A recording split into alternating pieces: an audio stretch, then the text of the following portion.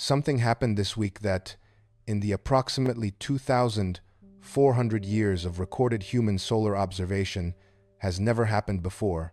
Not in the sense that the event itself is without precedent. The Sun has been producing events of this kind for the entirety of its 6 billion-year history, and human civilizations have been watching and recording those events since at least the 4th century before the Common Era. What happened this week is something different.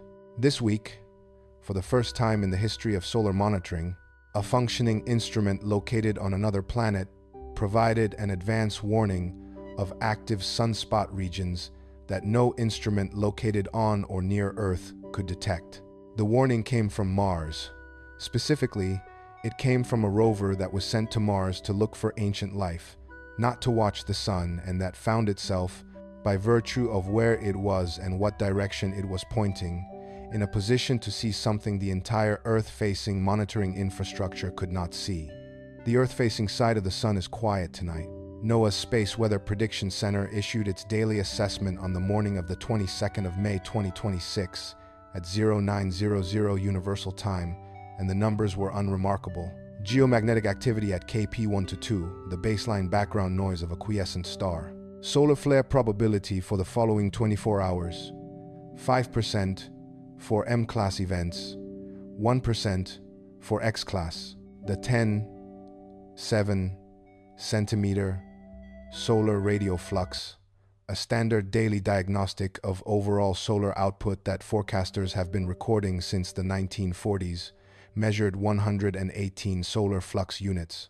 The Solar Dynamics Observatory imaged the Earth-facing disk, returned those images to ground processing, and the images showed a scattering of small sunspot groups, none with the magnetic complexity associated with major eruptions, none positioned at the central meridian, where their ejections would be directed most precisely toward Earth. By every instrument pointed at the Sun from Earth, from the L1 Lagrange point, and from the Stereo A spacecraft, the assessment was the same: quiet. NASA's rover on the surface of Mars filed a different report. Perseverance landed in the Jezero crater in February 2021 and has been operating there for more than 4 years. The mission brief is astrobiology. The rover is searching for ancient microbial biosignatures preserved in lakebed sediments laid down when Jezero held standing water. Approximately 3.5 billion years ago, solar monitoring was not a mission objective. The rover photographs the sun daily as an engineering calibration operation. The apparent brightness of the solar disk as seen through the Martian atmosphere tells ground controllers how much suspended dust currently lies between the rover and the sky, which in turn affects the power budget of the solar panels and the chemistry of atmospheric readings. The photography is routine. It produces data that is useful to mission operations. It was never intended to serve as a solar early warning system. But in the final week of May 2026, the orbital geometry of the inner solar system placed Mars on the far side of the Sun relative to Earth, on the hemisphere that faces the portion of the solar surface that Earth-based and Earth vicinity instruments cannot directly image. And when the Mastcam-Z camera system on Perseverance photographed the Sun during that window, the images showed large sunspot groups on the far side hemisphere, active regions, multiple, large enough to cast detectable shadows visible to a camera system designed for geological imaging, photographed through the dust-laden Martian atmosphere from the surface of another planet. The imagery was subsequently confirmed by helioseismic echo mapping, the technique by which NASA and Stanford reconstruct far-side solar activity from the behavior of acoustic waves propagating through the solar interior. The regions are rotating toward Earth-facing view. The Sun rotates. Central meridian passage, the position at which a sunspot group faces most directly toward Earth, where any eruption it produces sends its material most precisely along the Sun-Earth line, is forecast for approximately May 29th to 31st, that is 6 days from tonight. Tonight's report covers that warning in full. 3 parts, each going deeper than the one before it. The first part covers what the instruments are showing right now. We will document the Perseverance rover's observational geometry, why Mars can see the hemisphere of the Sun that Earth cannot, and what the specific geometry of May 2026 made possible that most other months in the planetary calendar do not. We will document the helioseismic conformation and what it tells us about the size and intensity of the incoming regions. We will document the monitoring infrastructure that will be watching as the regions rotate into Earth-facing view over the coming days. The GOES satellites, the SOHO coronagraph, the Solar Dynamics Observatory's helioseismic and magnetic imager, the active region classification framework that NOAA uses to build its operational probability assessments. We will document the timeline precisely from eastern limb emergence to central meridian passage so that the window is clear. And we will document what the current data can and cannot tell us. The rover and the helioseismic maps provide detection. The classification details that drive the specific probability estimates require Earth-facing instruments to see the regions directly. That clarity arrives as the window opens. The second part covers the historical record, what the modern monitoring era has established about what happens when active regions of this potential class produce major events aimed at Earth. The Carrington event of 1859, the 1921 railroad storm, the Quebec blackout of 1989, the Halloween storms of 2003, and the event that most people have never heard of, the CME of the 23rd of July 2012, which was assessed 2 years after the fact as being comparable to or larger than the Carrington event, and which missed Earth by 9 days of orbital travel. We will document the infrastructure vulnerabilities. This history establishes the power grid, the satellite constellation, the GPS timing networks on which the global financial system depends with the same precision that the monitoring data deserves. The history is not background. It is the context without which the current numbers have no meaning.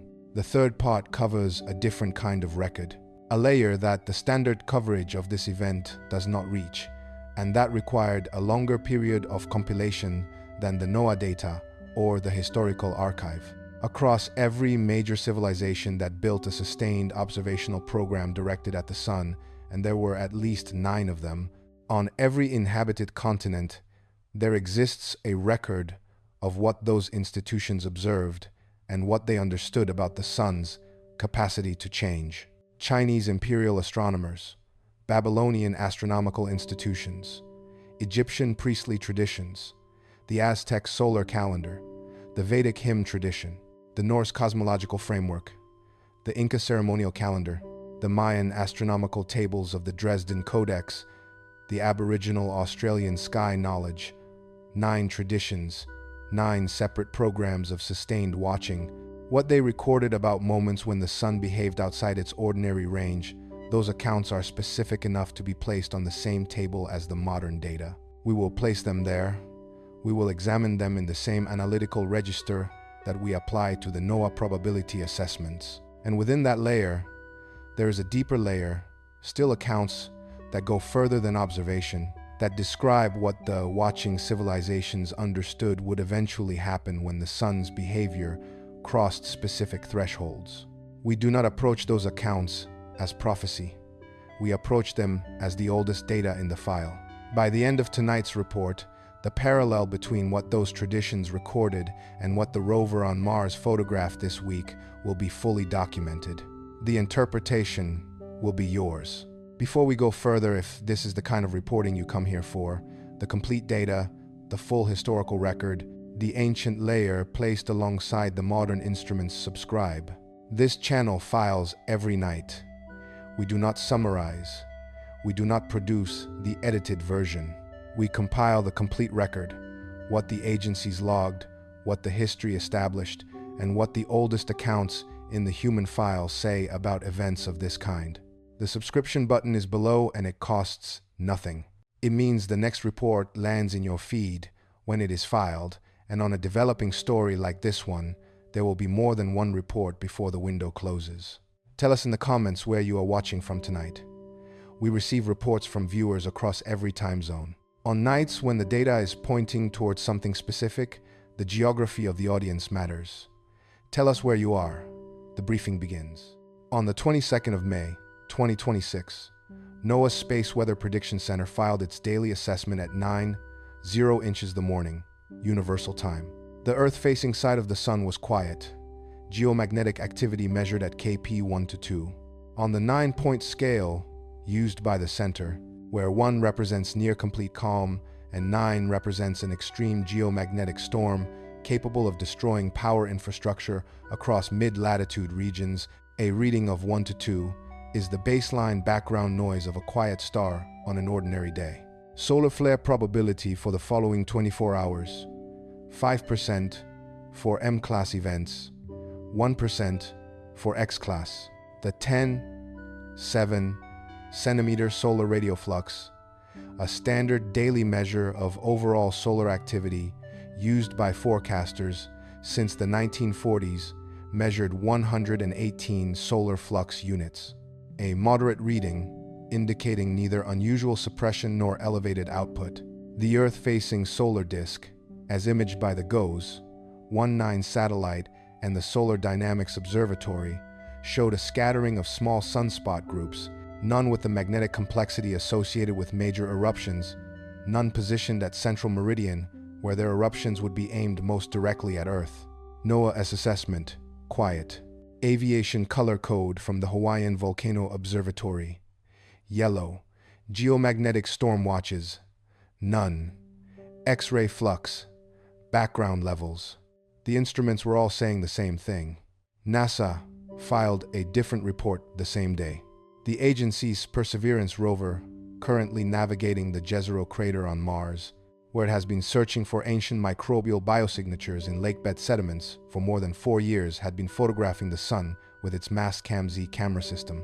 Over the preceding week, the Mastcam-Z instrument was not designed to monitor solar weather. It was designed to characterize the Martian atmosphere, to measure the optical depth of suspended dust particles, to image geological formations with stereoscopic precision. Photographing the sun daily is a standard engineering operation for the camera system. The sun's apparent brightness, as seen through the Martian atmosphere, tells ground controllers how much dust is currently suspended between the rover and the sky above it. Dust affects the power output of the rover's solar panels, affects the chemistry of the thin Martian atmosphere, and can, under extreme conditions, build to global dust storms that have threatened rover operations in the past. The solar imaging is routine. It has been routine since the rover's landing in February 2021. From Mars, however, the geometry is fundamentally different from the geometry at Earth. Mars and Earth both orbit the sun. They orbit in the same direction counterclockwise when viewed from above the solar North Pole, and they orbit in roughly the same plane, the ecliptic. But they orbit at different distances and at different speeds. Earth completes its orbit in 365 days. Mars completes its orbit in 687 days. At any given moment, the two planets occupy different positions along their respective orbital tracks, and the angle between them, as seen from the sun, varies continuously from 0 degrees when the planets are aligned on the same side of the sun to 180 degrees, when the sun sits between them and they occupy opposite position. When Mars is on the far side of the sun relative to Earth, when the angle between them, as seen from the sun, is large enough that the Martian surface faces a hemisphere of the sun that Earth cannot see, the rover becomes a solar observer with a unique vantage point. The Mastcam-Z photographs the sun not just as a dust monitor in those moments. It photographs the hemisphere of the sun that is invisible to every instrument at Earth, at L1, at the Stereo A spacecraft, and at most other space-based observatories. Because Mars orbits over the far side of the sun from Earth's perspective, the rover on Mars can see approaching sunspot groups more than a week before they rotate into Earth's view. The Bureau records the implications of this geometry with precision. The sun rotates. One full rotation of the solar surface takes approximately 27 days as measured from Earth, a period called the Carrington rotation period, after the same astronomer who witnessed the first recorded solar flare in 1859. The direction of rotation, as we observe it, is from east to west. Sunspot groups emerge from behind the eastern limb of the solar disk, make their slow westward transit across the face of the sun, and then rotate off the western limb and onto the far side, invisible from Earth. The entire far side transit takes approximately 14 days. During those 14 days, if a sunspot region grows, if it becomes magnetically complex, if it erupts, Earth receives no direct electromagnetic evidence of any of it. The region is on the dark side of the sun. It cannot be seen, except from Mars, when Mars is positioned at the right orbital angle. And in the final week of May 2026, Mars was in exactly that position. On the 21st of May 2026, EarthSky published its daily sun report with the following specific observation. The Earth-facing side of the sun is currently quiet, but its far side tells a very different story. Large, fiery sunspot regions are lurking out of view. The report continued. NASA's Perseverance rover has used its vantage point on Mars to image this activity. The accompanying image was the Mastcam-Z photograph. The sun, as seen from the surface of Mars, a small but intense disk in the dusty salmon-colored Martian sky, and on its surface, visible even through the rover's atmospheric dust measurement optics, the dark shadows of large sunspot groups crossing the far side hemisphere. The Mastcam-Z instrument can detect sunspot groups larger than approximately 9,300 miles in diameter, about 1.2 times the width of Earth. For comparison, the sunspot complex that produced the May 2024 geomagnetic storm, the most intense storm since the Halloween storms of 2003, was approximately 200,000 kilometers across at its peak, or roughly 15 times the diameter of Earth. The groups documented by Perseverance in the final week of May 2026 were large enough to be visible through a camera system designed for geology, photographing a star from the surface of another planet through a thin but dust-laden atmosphere. The Bureau records the implications of that scale without embellishment. The rover's imagery was simultaneously confirmed by a second independent monitoring system that does not depend on having an observer on another planet. Helioseismic echo mapping, conducted jointly by NASA and Stanford University. Helioseismology is the study of the sun's oscillation modes. The sun rings like a bell, constantly, driven by the convective motion of hot plasma in the solar interior. This convection generates pressure waves, sound waves, in essence, that propagate through the solar interior at speeds determined by the local density and temperature. These waves set the solar surface into oscillation. The surface of the sun pulses and ripples with millions of resonant modes simultaneously, each mode corresponding to a different pattern of oscillation, with its own characteristic frequency and spatial structure. The oscillations are small surface displacements of only a few kilometers against a solar radius of 700,000 kilometers, but they are measurable with Doppler imaging instruments that can detect the tiny velocity shifts of the solar surface as it moves toward and away from the observer. When these pressure waves propagate through the solar interior and bounce off the far side of the sun, when they travel from the near side through the interior, reflect off the far side surface, and travel back, they arrive back at the near side with their travel time and waveforms slightly altered by whatever they pass through on the far side. The alteration is tiny, but measurable. Active regions of strong magnetic field affect the local sound speed in the solar interior above and below them, and the propagation of acoustic waves through or near these regions is detectably different from propagation through quiet regions. By analyzing the precise pattern of acoustic wave arrivals at the near-side surface, helioseismologists can construct maps of what is happening on the hemisphere they cannot see directly. The technique is called helioseismic holography, by analogy with optical holography, which reconstructs a three-dimensional object from the interference patterns of scattered light. The seismic version reconstructs the magnetic and thermal structure of the far side from the interference patterns of scattered acoustic waves. NASA and Stanford have been producing operational far-side maps using this technique since the early 2000s. The maps are not as detailed as direct imagery, and the technique becomes less reliable for smaller or weaker magnetic structures. But for large, magnetically complex active regions, the kind that produce major solar events, the technique provides useful detection capability. Large active regions produce strong, consistent signals in the helioseismic data. The far-side maps filed by NASA and Stanford on the 21st of May 2026 showed strong active region signatures concentrated in the far hemisphere. The color-coded display used in the operational maps assigns warmer colors, yellow, orange, red, to stronger signatures, indicating larger magnetic flux concentrations in the corresponding far-side location. The map filed on May 21st showed multiple distinct clusters coded at the upper end of the scale in the positions consistent with large, active sunspot groups making their far-side transit. Multiple regions, strong signals, consistent with the rover imagery. To understand what that means for the threat assessment, it is necessary to understand how solar physicists characterize a sunspot group's potential for producing major events. The classification system used operationally by NOAA assigns sunspot groups to categories based on the configuration of their magnetic polarities. The simplest configuration, designated alpha, contains a single polarity, a single sunspot, or a group of spots all sharing the same magnetic orientation, either all pointing north or all pointing south. Alpha groups rarely produce significant events.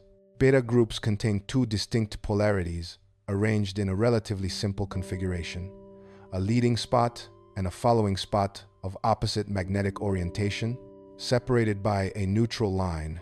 Beta groups can produce moderate flares.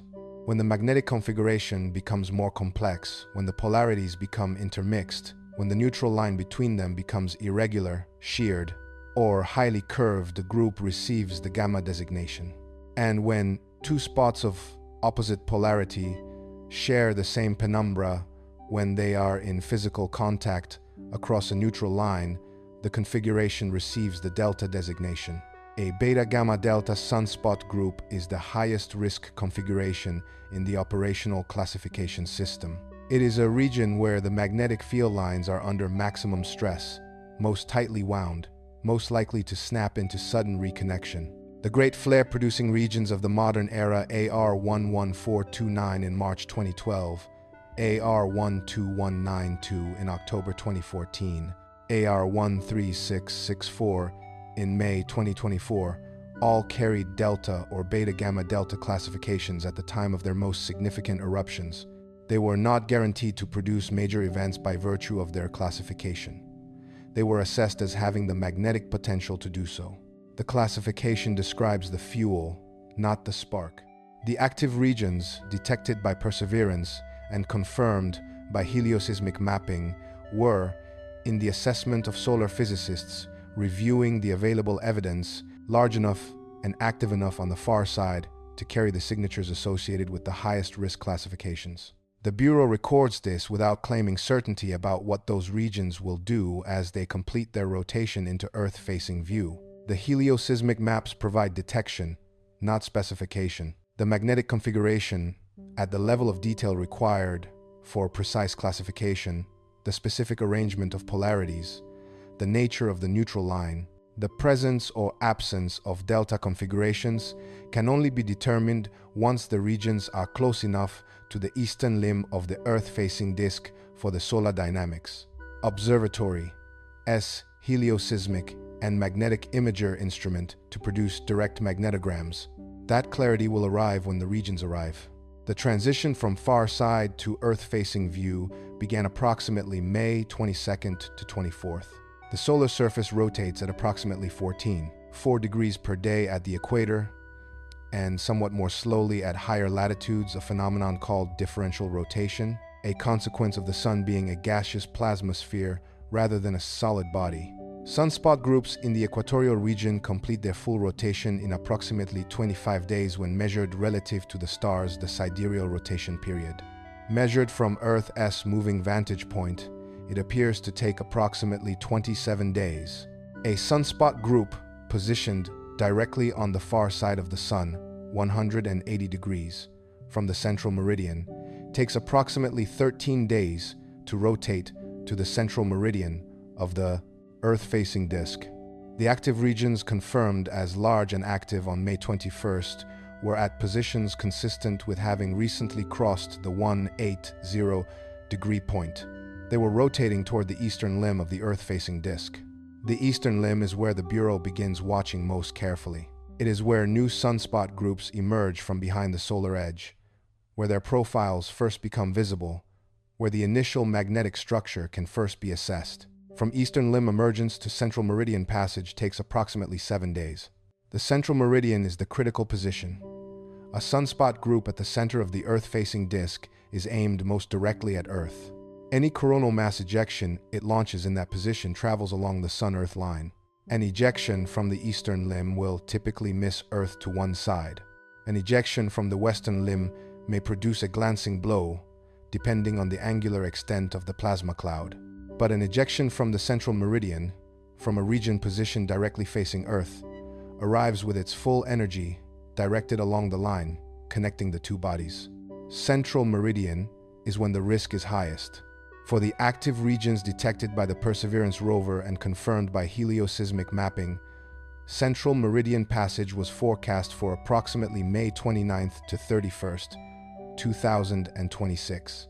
The blue moon, the second full moon of the calendar month of May, the smallest full moon of the calendar year 2026, occurring at 5:45 Universal Time on May 31st, rises on that same date. The Bureau records this coincidence without attributing to it any causal significance. The gravitational tidal forces the moon exerts on the sun are unmeasurable against the sun's own internal dynamics. The moon does not cause solar eruptions.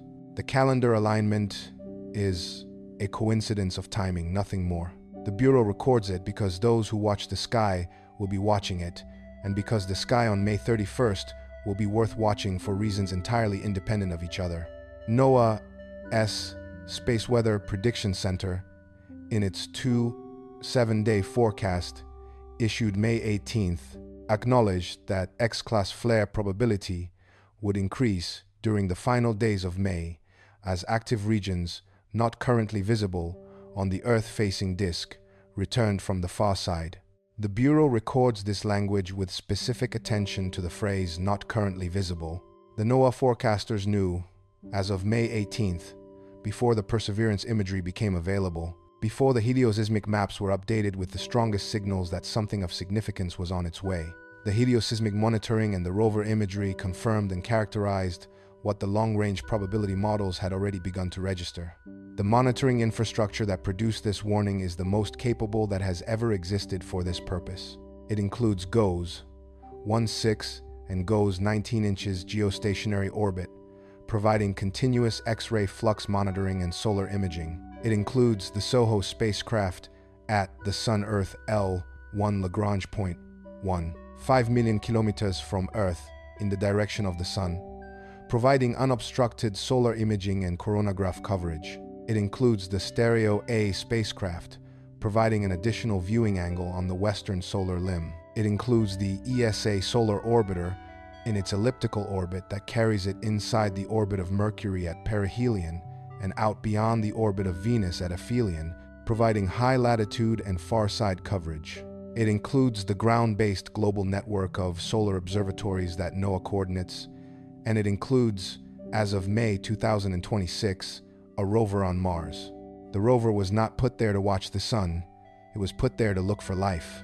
The solar monitoring function is a byproduct of geometry, the consequence of a vehicle designed for one purpose, finding itself in a position that makes it useful for another. The Bureau records this without irony. Utility is often a byproduct of presence. Being somewhere matters. Mars is somewhere the sun can be seen from behind, and Perseverance was on Mars, and the Mastcam-Z was operational, and the orientation of Mars relative to Earth and the Sun in May 2026 put it in the right position to see what Earth could not. The window is open, the watching continues. Central Meridian Passage, May 29th to 31st. We continue to monitor. On the 1st of September 1859, Richard Christopher Carrington arrived at his private observatory in Redhill, Surrey, England, at his customary morning hour. Carrington was 33 years old, the son of a prosperous brewery owner, and possessed of enough independent wealth to pursue astronomy without any immediate necessity to earn his living from it.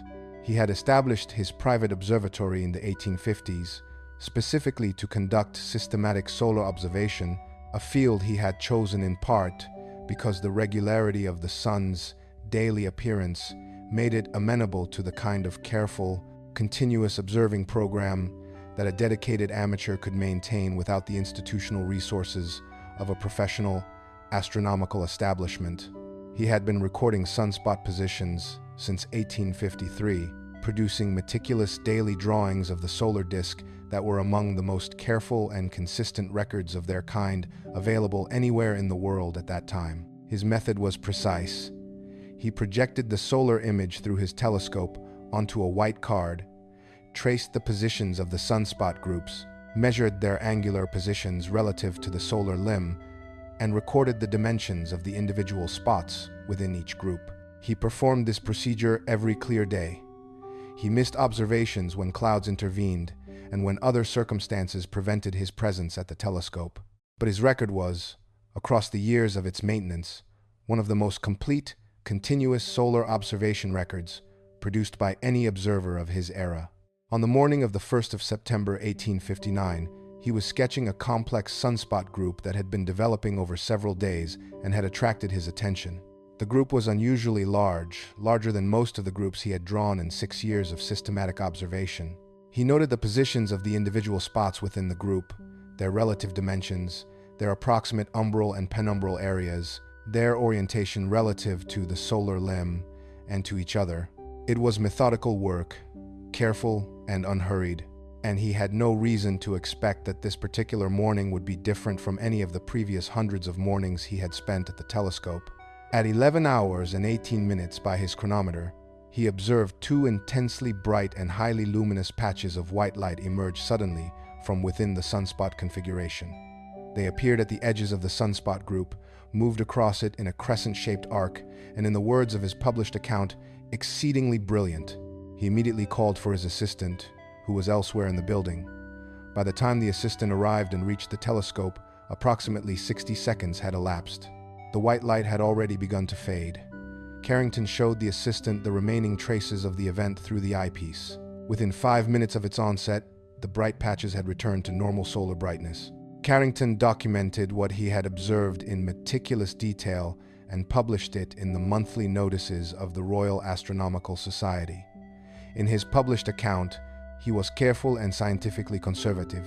He explicitly noted that he could not claim the solar nature of the event with certainty, that he had simply witnessed it and was reporting it exactly as he had seen it. In a phrase that has become one of the most cited exercises in scientific humility in the history of astronomy, he concluded his account with the observation that one swallow does not make a summer. He did not know what he had witnessed. He had witnessed a solar flare. Specifically, he had witnessed the visible light component of one of the largest solar flares in the recorded history of solar observation, the first solar flare ever documented by a human. Observe. What Carrington observed was the release of energy from a region of extreme magnetic reconnection within the complex sunspot group he had been sketching.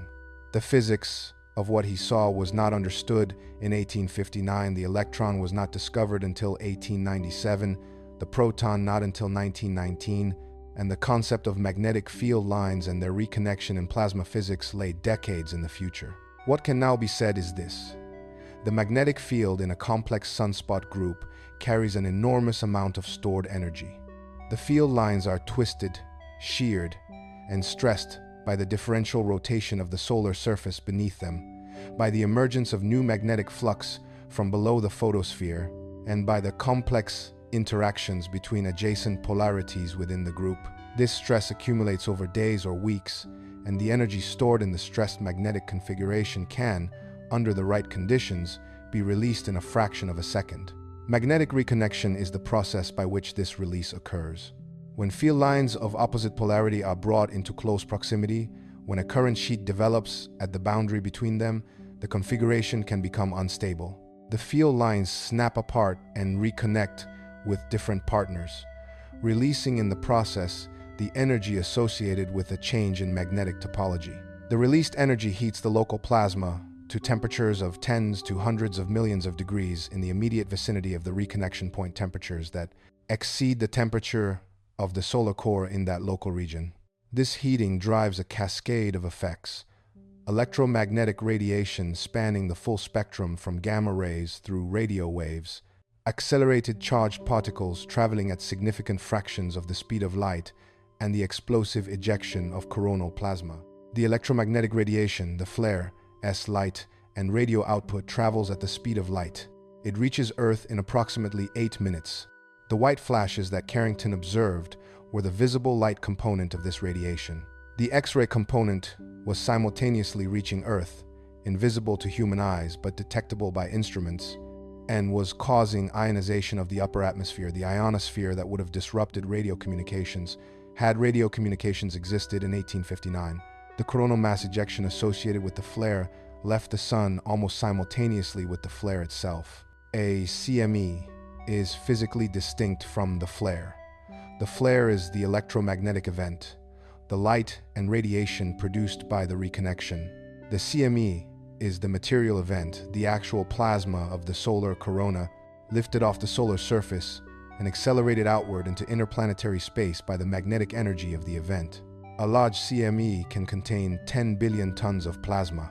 This plasma travels through interplanetary space at velocities ranging from a few hundred to a few thousand kilometers per second, carrying embedded within it the magnetic field of the eruption region. When it encounters Earth's magnetosphere, the magnetic bubble that surrounds Earth and deflects most of the solar wind, it compresses the magnetosphere, induces electric currents in the ionosphere and in the ground, and drives the geomagnetic storm. The CME from the September 1st flare traveled at an extraordinary velocity. Modern analyses using the physical parameters of the event, based on the observed characteristics of the magnetic storm it produced, estimate the transit speed at approximately 300 kilometers per second. The fastest transit ever documented in the modern era of CME measurement is approximately 3,000 kilometers per second. The Carrington CME was among the fastest on record. It reached Earth in approximately 17.6 hours compared to the typical transit time of 1 to 3 days. What followed was global, immediate, and, for those who witnessed it, without any framework for understanding it, deeply alarming. The aurora borealis appeared at latitudes that had never in any living memory produced the phenomenon. In Cuba, the capital city of Havana lit up with red and green lights in the sky that residents initially mistook for a building fire. People came out into the streets, looked up, and then looked for the fire they were certain must exist, because the light was too intense and too widespread to have any other explanation available to them. Along the Caribbean coast of Colombia, sailors at anchor in the harbor watched the lights fill the sky above the water.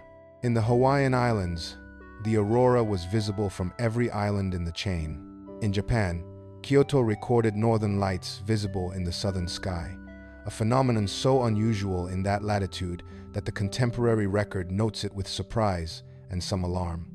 In Australia, the aurora australis, the southern lights, was recorded at latitudes as far north as Queensland, which sits at approximately 20 to 25 degrees south latitude. This is the equivalent of the northern lights appearing over Mexico City. The phenomenon was simply not expected there. Observers who were awake to see it had no immediate explanation. In the Colorado and Nevada territory of the United States, gold and silver miners who were sleeping at high elevations woke in the pre-dawn hours to light that they initially interpreted as dawn. The aurora was not green in those locations, it was white or whitish, with occasional red and green tinges, and at sufficient intensity to produce the kind of diffuse illumination that the pre-dawn sky produces in the east before the sun actually rises. Accounts from the era describe miners rising, dressing, beginning to cook their breakfasts over newly lit fires, and then noticing, sometime around 3:00 inches the morning by their watches, that the sun had not yet risen and that the light filling the sky was coming from an unexpected direction. In Boston, in New York, in Philadelphia, people remained outdoors past midnight reading by the light of the aurora.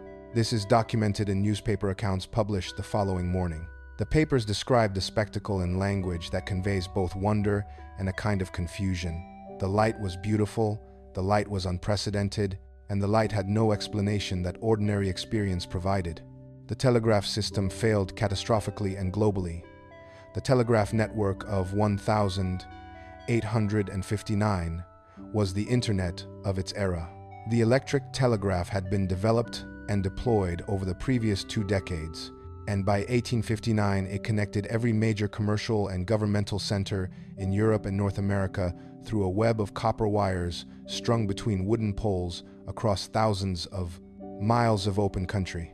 Submarine cables had been laid across the English Channel and along coastal routes. The first transatlantic telegraph cable had just been completed in 1858, though it had already failed by the time the Carrington storm struck in 1859. The telegraph compressed the transmission time for commercial intelligence from days or weeks, the time required for a physical letter to travel by ship or horse, to seconds. Commercial transactions, financial prices, military dispatches, and government correspondence moved across continents in near real time. The economic and political significance of the network was immense. The Carrington geomagnetic storm found in the telegraph network one of the most efficient antennas imaginable for capturing magnetically induced electric current. A telegraph line, a copper wire strung between poles, running for hundreds or thousands of miles along the surface of the Earth, is exactly the kind of structure that is most vulnerable to geomagnetically induced currents. When the Earth's magnetic field changes rapidly, as it does during a major geomagnetic storm, Faraday's law of electromagnetic induction states that an electric potential is induced in any conducting loop whose enclosed magnetic flux is changing. A telegraph line running north-south, perpendicular to the east-west orientation of the Earth's magnetic field, encloses a geometric area with the return current path through the Earth itself. As the magnetic field changes during a storm, electric current is driven through that loop. The induced current can be large in 1859, large enough to ignite telegraph paper, to shock operators, and to operate the telegraph system without battery power. Operators at telegraph stations across Europe and North America reported consistent experiences. Their instruments began producing anomalous signals at the onset of the aurora. The batteries that normally powered the stations began to behave erratically, and in many cases the equipment began to arc and spark in ways that had never been observed before. At multiple stations, the telegraph paper mounted in the receiving instruments caught fire from the electrical arcing. Operators received shocks significant enough to burn their fingers and, in some cases, to knock them away from their instruments. The electrical current flowing through the system was not the battery current the system was designed for. It was current induced by the geomagnetic storm, coming through the telegraph lines from the ground up, overwhelming the equipment. At several stations, operators discovered an effect that has since become one of the most cited details of the Carrington event documentation. The induced current was large enough to operate the telegraph system entirely without any battery power. An account preserved in newspaper records of the time describes a conversation conducted between telegraph operators in Boston and Portland, Maine, in which both operators agreed to disconnect their batteries and attempt to communicate using only the current available from the storm-induced source. The conversation continued successfully for approximately 2 hours, with messages being sent and received at usable speed and clarity. The operators described the experience as remarkable and without precedent in their experience of the system. They were, without knowing it, demonstrating the scale of the induced current. It was large enough to substitute for the entire designed power source of the communication network. The infrastructure of 2026 is incomparably more complex and incomparably more vulnerable. The comparison is not between telegraph lines then and telegraph lines now. The comparison is between the most technologically advanced global infrastructure of 1859, a network of copper wires on wooden poles, and the most advanced global infrastructure of 2026. That infrastructure includes approximately 8,000 operational satellites in orbit, providing communications, navigation, weather monitoring, financial transaction timing, and remote sensing for every sector of the global economy. It includes a GPS positioning system relied upon by aviation, maritime navigation, road transportation, precision agriculture, surveying, and financial systems that use GPS timing signals to timestamp transactions.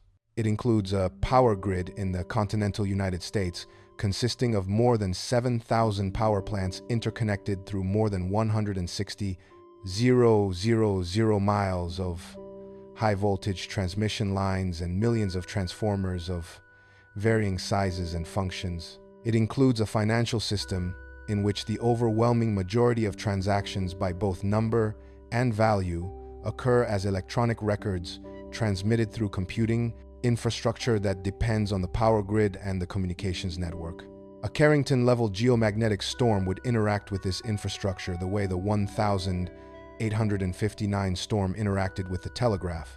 It would find every long conductor and pour current through it. The specific points of greatest concern to engineers and risk assessors are the high-voltage transformers on the transmission grid. High-voltage transformers, the devices that step power up to the hundreds of kilovolts used for long-distance transmission and step it back down to the lower voltages used for distribution, are the critical nodes of the power grid. They are also among the most difficult components of the grid to replace. A large power transformer is a custom-built device weighing hundreds of tons, manufactured to precise specifications that are unique to its position in the grid. They are not interchangeable. A transformer built for one substation cannot simply be moved to a different substation without significant engineering work. They are not kept in inventory in large numbers. The manufacturing lead time for a large power transformer is typically 12 to 24 months, and most utilities maintain very limited spare capacity. The United States had, as of the most recent public assessment by the Department of Energy, limited strategic reserves of large transformers. During a geomagnetic storm, geomagnetically induced currents, the same phenomenon that operated the telegraph in 1859, flow through the power grid. In the transmission grid, these currents enter through the grounding connections of transformers, flowing through the transformer cores and potentially causing core saturation. A saturated transformer no longer regulates voltage effectively and may begin to overheat. Transformers that overheat rapidly can fail, and failed transformers can cascade. A failed transformer removes capacity from the grid, increasing load on the remaining transformers, potentially pushing them toward their limits at the same time that the geomagnetic storm is driving induced currents through them. The 1989 Quebec geomagnetic storm illustrates what cascade failure looks like at regional scale.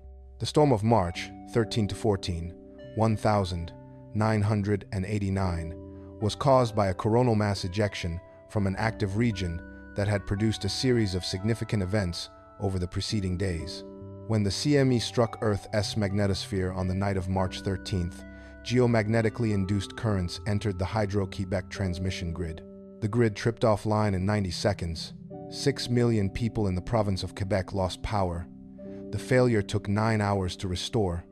During those 9 hours, approximately 600 high-voltage, static VAR compensators, devices that help regulate voltage stability in the grid, were tripped offline by the induced currents, and some transformers experienced damage.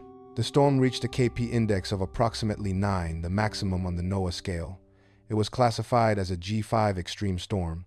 The Carrington event of 1859 was estimated from the DST index it produced and from physical modeling of its characteristics to have been roughly 5 times more intense than the 1989 Quebec storm or more. The DST index measured during the Carrington event has been reconstructed from historical records as reaching approximately negative 1,760 nanoteslas. The 1989 Quebec storm reached approximately negative 589 nanoteslas. The May 2024 geomagnetic storm, the first G5 event in 20 years, reached approximately negative 412 nanoteslas. The Carrington event was stronger than any of these by a significant margin. The Bureau is not predicting a Carrington-level event from the sunspot regions currently rotating into Earth-facing view. The Bureau is recording what the historical data establishes about the scale of the hazard so that the probability estimates that NOAA will issue over the coming week can be understood in their correct context.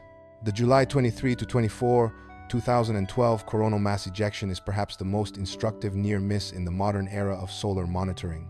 The CME originated from active region AR11520, which had been producing significant events over several days. On July 23rd, the active region produced a sequence of eruptions that launched a plasma cloud into interplanetary space at approximately 500 kilometers per second, comparable to or faster than the estimated speed of the 1,859 Carrington CME. The CME traveled through the inner solar system on a trajectory that would have produced a direct impact on Earth had Earth been at that orbital position. Earth was not at that orbital position. The CME passed through the point in Earth's orbit that Earth had occupied approximately 9 days earlier. The Stereo-A spacecraft, positioned in a location that gave it direct exposure to the CME, recorded its passage and provided the data for subsequent analysis. Researchers at the University of Colorado Boulder and at NASA Goddard Space Flight Center, using the Stereo-A data, reconstructed the physical parameters of the CME and modeled what a direct Earth impact would have produced. Their analysis, published in 2014, concluded that the storm would have been comparable to, or potentially larger, than the Carrington event of 1,859, 9 days. The most powerful solar eruption of the modern monitoring era missed Earth by 9 days of orbital travel. The population of Earth in July 2012 was not warned about this event in real time. The CME's trajectory away from Earth meant that the immediate alert systems had no reason to issue warnings. The analysis that established the severity of what had occurred was published 2 years later in a scientific journal and attracted limited public attention. The Bureau records this for the following reason. The current monitoring infrastructure would provide warning of a similar event if it were aimed at Earth rather than away from it. The GOES satellites would detect the flare within minutes. The SOHO coronagraph would image the CME liftoff within minutes to hours. The models would project the trajectory within hours. NOAA would issue alerts as the trajectory confidence increased. The warning time for a Carrington speed CME aimed at Earth would be approximately 17 to 18 hours from eruption. The 2003 Halloween storms, which struck Earth over a 2-week period in late October and early November of 2003, demonstrated the practical effects of major solar activity on modern infrastructure with specificity. The storm sequence included an X-17, 2 flare on October 28th, an X-10, 0 on October 29th, and on November 4th, the strongest solar flare recorded in the modern era of X-ray monitoring, an event that saturated the detectors on the GOES satellites at their maximum sensitivity, producing a flat line in the data rather than a measurement. The event was subsequently analyzed as being at least X-28 in intensity, and some analyses have placed it as high as X-45. The X-28 is a conservative lower bound. The October 28th CME, traveling at approximately 2,459 kilometers per second, reached Earth in approximately 19 hours. Power outages occurred in Sweden. 2 operational satellites, Japan's Advanced Earth Observing Satellite 2 and ESA's SMART, 1 lunar orbiter, sustained damage. The ADO's 2 was lost entirely. Polar air routes were closed for several days as radiation levels at high altitudes exceeded safe crew exposure thresholds. GPS positioning errors were introduced across large geographic areas, affecting precision, agriculture, logistics, and navigation. The storm produced aurora displays visible as far south as Texas and the coast of Florida, and as far south as the Mediterranean coast of Europe. The Halloween storms were, in the framework of space weather risk assessment, a moderate event significant enough to cause measurable infrastructure damage but far short of the scale of the Carrington event. They demonstrated the vulnerability of modern infrastructure to major solar activity while remaining well within the range of events that the infrastructure can survive with some degradation and limited damage. What the Bureau records across the totality of this historical evidence is a pattern that the instruments measure, that the historical record documents, and that the risk assessors quantify. The Sun produces events at a range of intensities.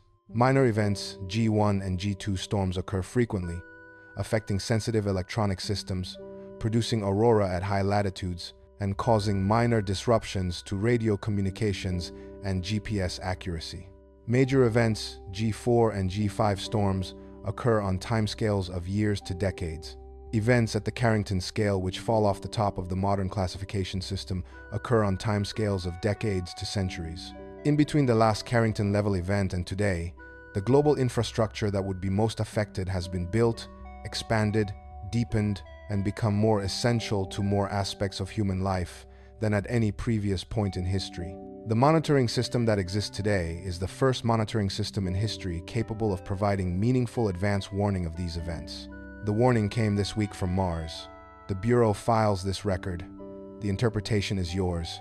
The Bureau records one additional event in the historical catalog that is less frequently cited than the Carrington event or the 1989 Quebec storm, but that deserves specific documentation here. The geomagnetic storm of May 13 to 15, 1921.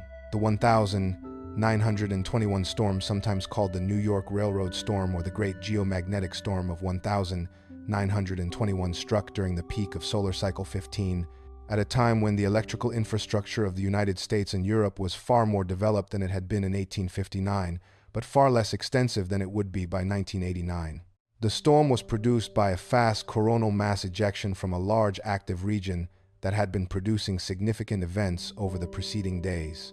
When the CME reached Earth, it produced a geomagnetic storm that the post-hoc analysis has estimated at DST approximately -900 to -1,000 nanoteslas, roughly twice the intensity of the 1989 Quebec storm, and between half and two-thirds of the reconstructed Carrington intensity.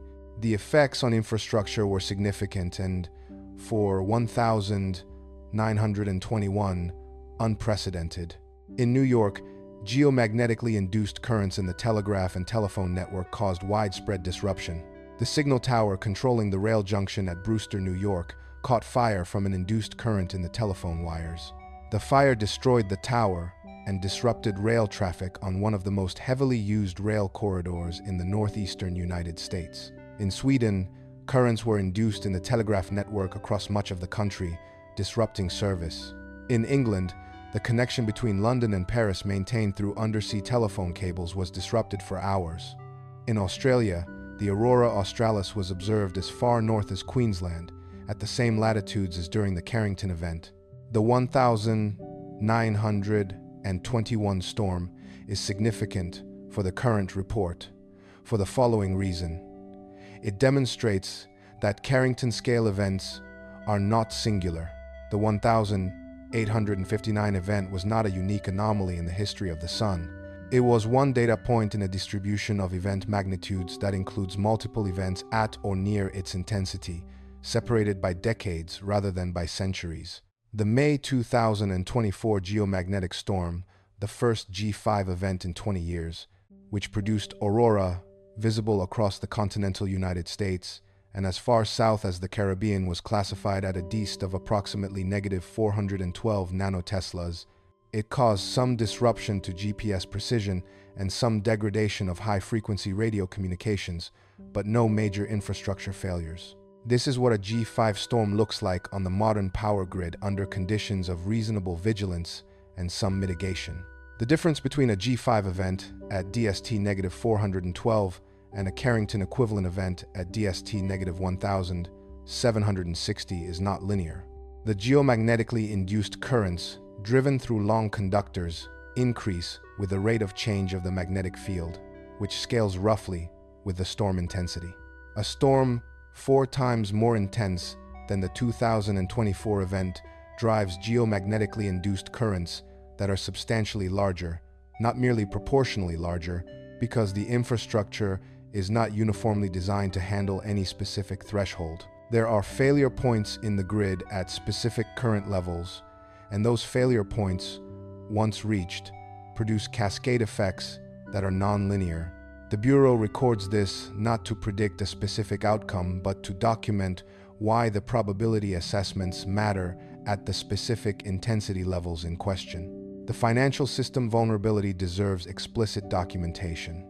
The global financial system relies on GPS timing signals, not primarily for navigation but for transaction timestamping. Modern financial networks, stock exchanges, interbank settlement systems, payment processors use GPS-derived time signals to synchronize their operations to within microseconds. The GPS constellation operates in medium Earth orbit at approximately 20,200 kilometers altitude in a radiation environment that is more severe than low Earth orbit, but less severe than geostationary orbit.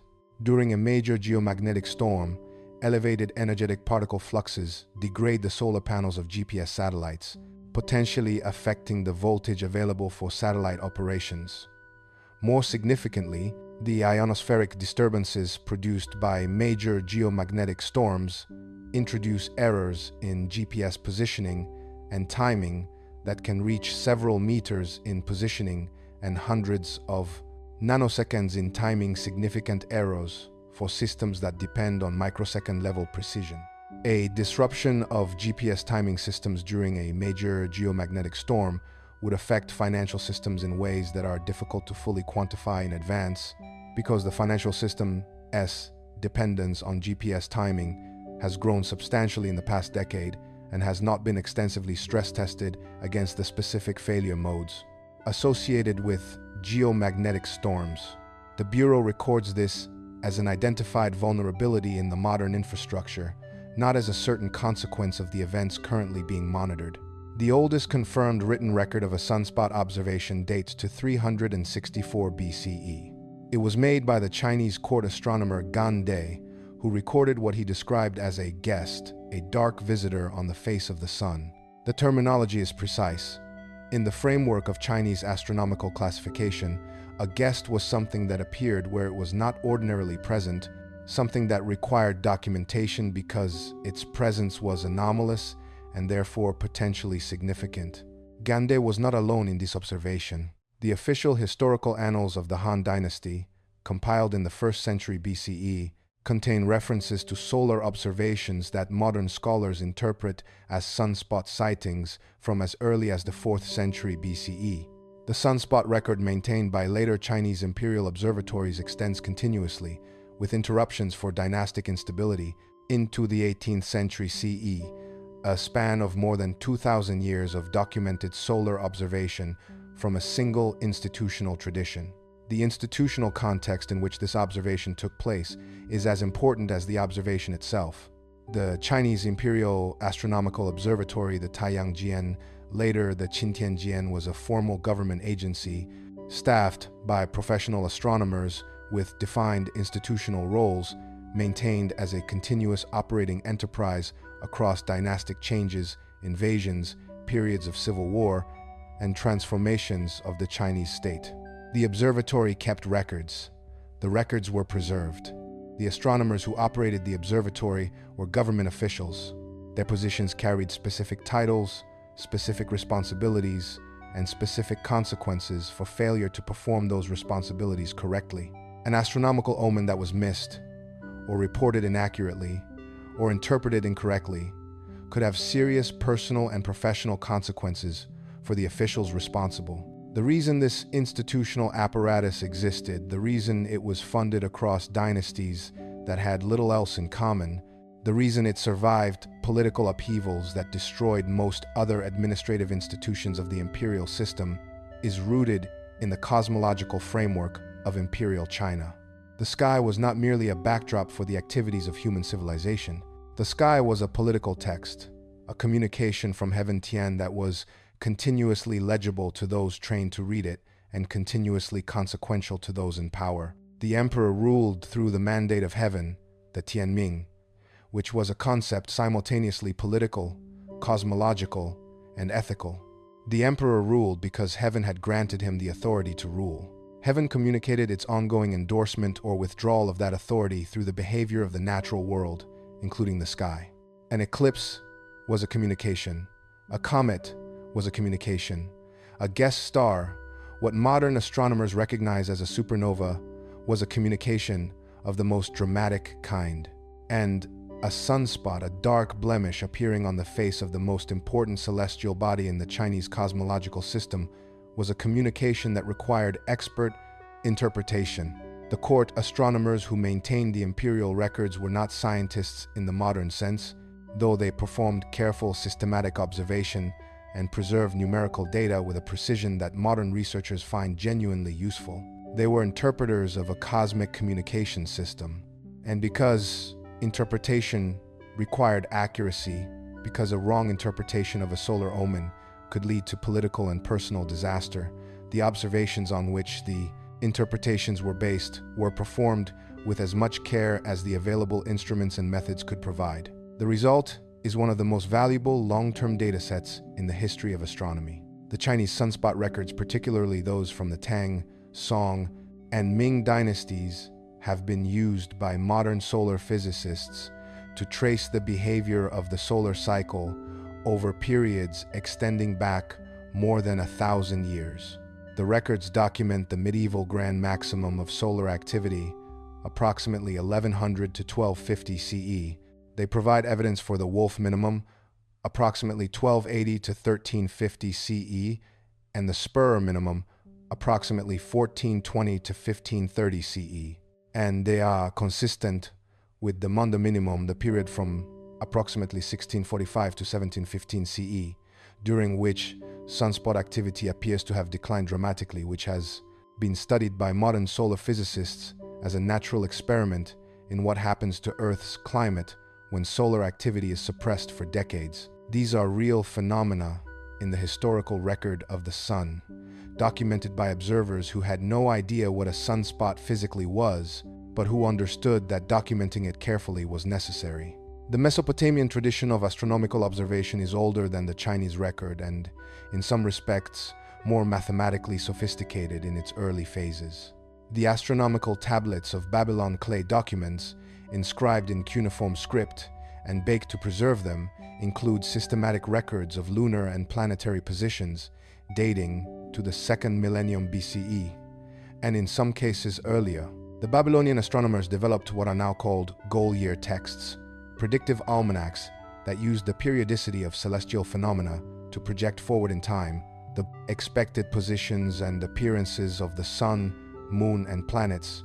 The core insight behind these texts is the recognition that celestial phenomena repeat on regular cycles, and that if you observe the phenomena carefully for long enough, the cycles become apparent, and apparent cycles can be used for prediction. The most striking example of this mathematical approach is the Babylonian prediction of eclipses using the Saros cycle, a period of approximately 6,585 days, or 18 years and 11 days, after which the geometry of Earth, the Moon, and the Sun returns to nearly the same configuration, causing similar eclipses to repeat. The Babylonians identified this cycle from the accumulated record of their eclipse observations. The modern name Saros was actually applied to this period in the 18th century by the English astronomer Edmund Halley, who took the name from a Babylonian term he found in a classical source. Whether the Babylonians themselves used the term in this sense is uncertain. What is certain is that they identified the periodicity and used it operationally for eclipse prediction centuries before anyone understood the underlying orbital mechanics. The Venus tablet of Ammisaduqa is among the most precisely dated ancient astronomical documents in existence. It is a copy of an original record believed to date to approximately 1581 BCE, during the reign of the Babylonian king Ammisaduqa. The tablet records the heliacal risings and settings of Venus, the moments when Venus first becomes visible above the eastern horizon at dawn, or last visible above the western horizon at dusk, over a period of approximately 21 years. The record is sufficiently precise that modern astronomers, comparing the observed phenomena with calculated positions of Venus in the corresponding period, can use the tablet to constrain the absolute chronology of ancient Mesopotamian history. The tablet is a scientific document by any definition of the term, produced by observers who understood that regular, systematic recording of celestial phenomena was the necessary basis for any form of prediction. Shamash was the Babylonian sun god, a figure of justice, of law, of the ordering principle that made civilization possible. In the standard Babylonian iconographic repertoire, Shamash is depicted as an elderly bearded man whose rays extend in a regular pattern from his disc-shaped crown. He sits on a throne. He holds the symbols of justice, a rod and a ring, the rod representing measurement and the ring representing completeness, the cycle, the law that has no end. Shamash emerged from behind two mountains at dawn, traveled across the sky during the day, and descended beneath the western mountains at dusk. During the night, he traveled through the underworld, from west to east, to be ready for the next day, rising. The regularity of the sun's movement, its precise daily schedule, its predictable seasonal variation, its reliable return after eclipse was understood in the Babylonian tradition as the expression of the cosmic legal order. Shamash was the divine judge because the sun was the most reliable thing in the observable universe. It kept its schedule. It maintained its course. It followed the law.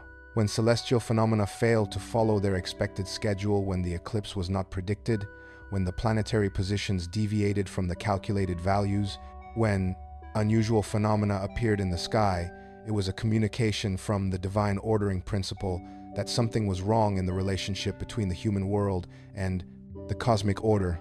The astronomical tablets of Babylon include what modern scholars call omen texts, compilations of celestial phenomena and their associated terrestrial interpretations. These texts, some of which were compiled as early as the 14th century BCE, represent the accumulated interpretive tradition of Babylonian celestial observation. If this is observed in the sky, then this will occur on Earth. The omen texts are not random or arbitrary. They reflect a sustained tradition of observing correlations between celestial phenomena and subsequent terrestrial events, a tradition that, even if it did not correctly identify causal mechanisms, was engaged in the same basic activity as modern statistical risk assessment. If event A in the sky has been observed in the records to be followed by event B on Earth with some frequency, then event A in the sky is associated with risk of event B on Earth. The Egyptian tradition of solar observation is among the most architecturally documented in the ancient world because the Egyptians built their observational programs into the physical structures of their civilization in a way that makes those programs legible thousands of years later. The temples of the Nile Valley were constructed with solar alignments that required precise, sustained, quantitative knowledge of the sun's position throughout the year. The construction of a temple with an accurate solar alignment is not a one-time observation. It is the culmination of an observational program. You must first determine where the sun rises on the horizon at the specific moment you want to mark the solstice, the equinox, the heliacal rising of a specific star, and you must determine this with enough precision to commit to it in stone. That requires repeated observations over multiple years, because the precision of any single observation is limited by the observer's instruments and methods, and averaging across multiple observations reduces the error in the determination of the true position. The Great Temple of Abu Simbel, carved from the sandstone cliffs above the Nile during the reign of Ramesses II in approximately 1264 BCE, was oriented so precisely that on two specific days of the year, February 22nd and October 22nd, believed to correspond to the birthday and coronation anniversary of the pharaoh, the rising sun penetrates the full length of the temple's inner corridor, approximately 185 feet through the rock of the cliff, and illuminates three of the four seated statues in the innermost sanctuary. The fourth statue, representing the deity of the underworld, remains in shadow even on those dates. The alignment was not accidental. It required the ability to measure the sun as azimuth at rising with sufficient precision to specify it as a construction constraint, and then to execute the construction to that constraint with enough accuracy for the alignment to function as designed. The engineers and architects of Ramesses II's construction program could not have achieved this without a sustained program of solar observation providing the underlying data. Someone, or more precisely some institution, had been watching and recording where the sun rises at different times of year for years or decades, with enough consistency and precision to produce a reliable determination of the February and October sunrise azimuths. That institution was the Egyptian priestly astronomical tradition, operating within the framework of the cult of Ra. Ra was the sun god, but Ra was not simply a deity in the sense of a powerful supernatural being. Ra was the organizing principle of the Egyptian cosmological system. Ra was the force whose daily journey across the sky made everything else possible. The crops grew because Ra gave warmth. The Nile flooded because Ra's heat drove the meteorological system. The seasons changed because Ra's path across the sky varied with the year, and time itself was measured by Ra's movement. The pharaoh was, in the official ideology of the Egyptian state, the son of Ra on Earth, the terrestrial embodiment of the cosmic ordering principle. The astronomical expertise of the priestly tradition was therefore not optional or peripheral. It was essential to the legitimacy of the state. Akhenaten, who ruled approximately 1353 to 1336 BCE, made an attempt that is unique in the history of the ancient world. He attempted to strip away the mythological framework of Egyptian solar religion and focus attention directly on the physical sun, the Aten, the disk, where Ra was a deity who traveled in a solar bark through the sky and through the underworld, accompanied by a retinue of other deities and in perpetual conflict with forces of chaos. The Aten was the solar disk itself, observed directly, worshipped as the actual source of life and light, rather than as a symbol of it. Akhenaten's hymn to the Aten, preserved on the walls of tombs at the city of Amarna, he built for his new religious capital, describes the sun's effects on the world in terms that are, for an ancient religious text, remarkably empirical. The sun rises and creatures wake. The sun sets and creatures sleep. The warmth of the sun makes the plants grow. The young birds in their eggs respond to the warmth before they hatch. The hymn reads, in parts, more like a natural history observation than a devotional text. Akhenaten's reform did not survive him. After his death, his successors suppressed his theology with extraordinary thoroughness, chiseling his name from monuments, demolishing his city, and restoring the traditional polytheistic system.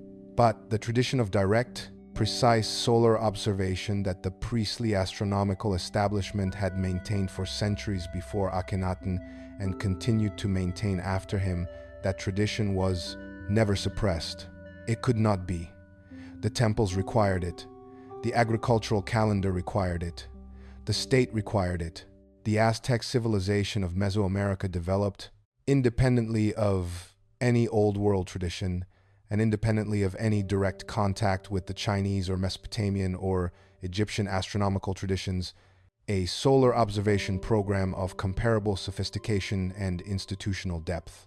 The Aztec calendar system consisted of two interlocking cycles: the 365-day solar year, the Shupowali, which divided the year into 18 months of 20 days each, plus 5 additional days at the end of the cycle, and the 260-day ritual calendar, the Tonalpohualli, which divided the year into 20 groups of 13 days, cycling through a fixed sequence of day names and numbers.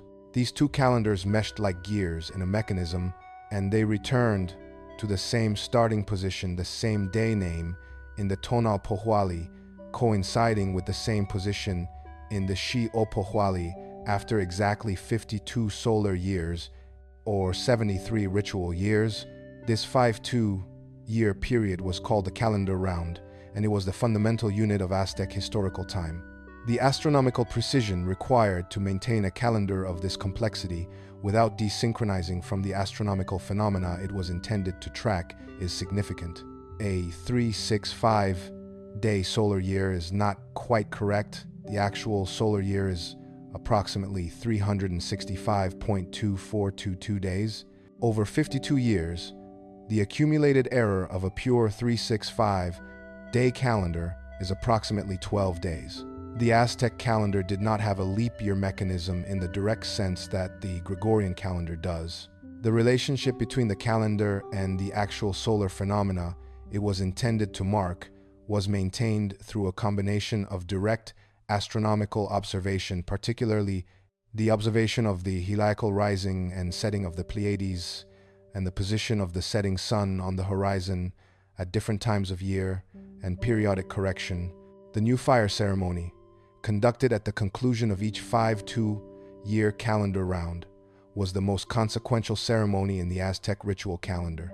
It was not merely a ceremonial observance. Within the framework of Aztec cosmological understanding, it was a genuine survival operation. The logic was this: the world in which the Aztec civilization existed was the fifth sun, the fifth creation, the fifth attempt by the gods to create a stable and enduring world. The previous 4 worlds had each ended in catastrophe, in flood, in wind, in rain of fire, in darkness, because the cosmological conditions that sustained them had been disrupted. The fifth sun was sustained by a specific and ongoing cosmic process, and that process could fail. What sustained the fifth sun was not a mechanical inevitability. It was an ongoing act of cosmological maintenance in which humans sacrificed the blood and hearts of sacrificial victims, provided the fuel that kept the sun moving across the sky. This is the aspect of Aztec religion that Western commentators have historically found most difficult to approach with analytical neutrality. The Bureau notes only what is relevant to the observational tradition. The Aztec understanding that the sun requires maintenance, that its continuation is not guaranteed but depends on correct action at specific moments, encoded a genuine astronomical observation about solar behavior. The sun does not always behave the same way. Its output varies. There are periods when it appears to change. The major geomagnetic storms of human history, events that produce auroras visible at tropical latitudes, that disrupt compasses, that cause the sky to display colors and phenomena not otherwise visible, would have been interpreted in the Aztec cosmological framework as the sun communicating something. A sky that turns red at night in Mexico City, which sits at 19 degrees north latitude, is a sky displaying phenomena that the ordinary Aztec astronomical observer would not expect and would not have a naturalistic framework to explain. The Carrington event of 1859 produced exactly those phenomena at exactly those latitudes. An event of Carrington intensity occurring during the period of Aztec civilization would have been interpreted as the most dramatic kind of cosmological communication, as a sign that the maintenance of the fifth sun required urgent and extraordinary response. The new fire ceremony on the Hill of the Star, the extinguishing of all fires, the vigil through the night, the watching of the Pleiades crossing the meridian, was conducted at the moment of maximum cosmological risk in the 5-2-year cycle. The priests who climbed the hill were watching the sky for specific astronomical confirmation that the world would continue. The drilling of fire at the correct astronomical moment was not a symbolic act. It was a confirmation that the cosmic machinery was still operating correctly, that the sequence of conditions required for the world's continuation were in place. The anxiety that attended the ceremony, the darkness across the civilization, the suspension of normal life, the possibility that this might be the night the sun did not return was real, because the tradition that encoded it was rooted in real observation of a real phenomenon. The sun changes, and when it changes, everything can change with it. The Vedic tradition of ancient India is the oldest continuously preserved literary tradition in the world. The Rig Veda, the oldest of the 4 Vedas, is estimated to have been composed in its core portions between approximately 1500 and 1200 BCE, with some scholars placing parts of it considerably earlier based on linguistic and archaeological analysis. It is a collection of 1028 hymns addressed to various deities of the Vedic pantheon, and a substantial portion of those hymns, the Surya hymns and related passages, addressed to Savitar, Mitra, and other solar figures, encode systematic observation of the sun and its effects on the natural world. Surya, in the Vedic framework, drives a chariot pulled by 7 horses across the sky each day. The chariot rises from the Eastern Ocean, traverses the sky, and descends into the Western Ocean. The imagery is not unique to India. The solar chariot appears in Bronze Age cultures across a remarkable geographic range, from Scandinavia to India, and appears to represent a very early and very widespread mythological encoding of the sun's daily movement. The number 7 has attracted sustained scholarly attention. 7 is the number of visible colors in the spectrum of sunlight, when that light is separated by a prism or by water droplets in a rainbow. Whether the Vedic 7 horses represent the solar spectrum in some intuitive sense is uncertain and probably unanswerable with confidence. What is clear is that the Vedic astronomical tradition paid close attention to the qualities of solar light, its warmth, its color at different times of day, its variation through the year, and encoded that attention in the most durable form available to a culture without writing, oral literature, maintained through precise memorization and transmitted across generations. The Rig Veda contains passages that modern scholars of both Sanskrit literature and solar physics have found worth examining for possible records of extreme solar events. Several hymns describe phenomena visible at night that are not ordinary astronomical observations, lights in the sky where there should be no light, colors in the darkness that are not the moon or the stars, atmospheric optical phenomena that do not correspond to anything in the normal catalogue of Indian astronomical observation. The Indian subcontinent sits at roughly 20 to 35 degrees north latitude. Aurora borealis at those latitudes requires a geomagnetic storm of at least G4 or G5 intensity. A Carrington-level event, reaching those latitudes, would produce a display that an observer without any knowledge of aurora, which is essentially unknown at tropical and subtropical latitudes except during extreme events, would have no naturalistic framework to explain. The hypothesis that some Vedic hymn passages preserve the cultural memory of extreme geomagnetic events of Carrington-scale storms that produced aurora visible across the Indian subcontinent is not a mainstream position in either Sanskrit scholarship or solar physics. It is a research question that has been raised by a small number of scholars who have noted the alignment between the described phenomena and what would physically be expected from a major geomagnetic event. The Bureau records it as a research question, not a confirmed finding. But the question itself reflects something worth documenting. The Vedic tradition maintained, sustained, systematic attention to the sky with sufficient precision and care that the records it produced are legible to modern researchers. The tradition was doing what the Chinese Imperial Astronomical Observatory was doing, what the Babylonian astronomical institutions were doing, what the Egyptian priestly tradition was doing watching.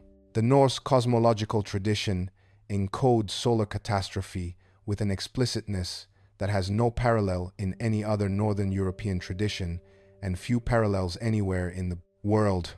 The figure of Sol, the feminine personification of the sun who drives the solar chariot across the sky, is pursued by the wolf's skull.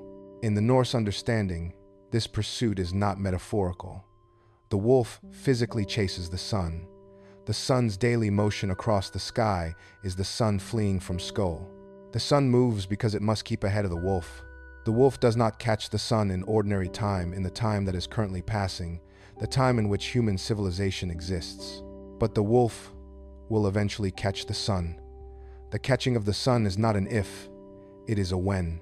The event of the sun being swallowed by Sheol is the first definitive act of Ragnarok, the destruction of the world as it currently exists.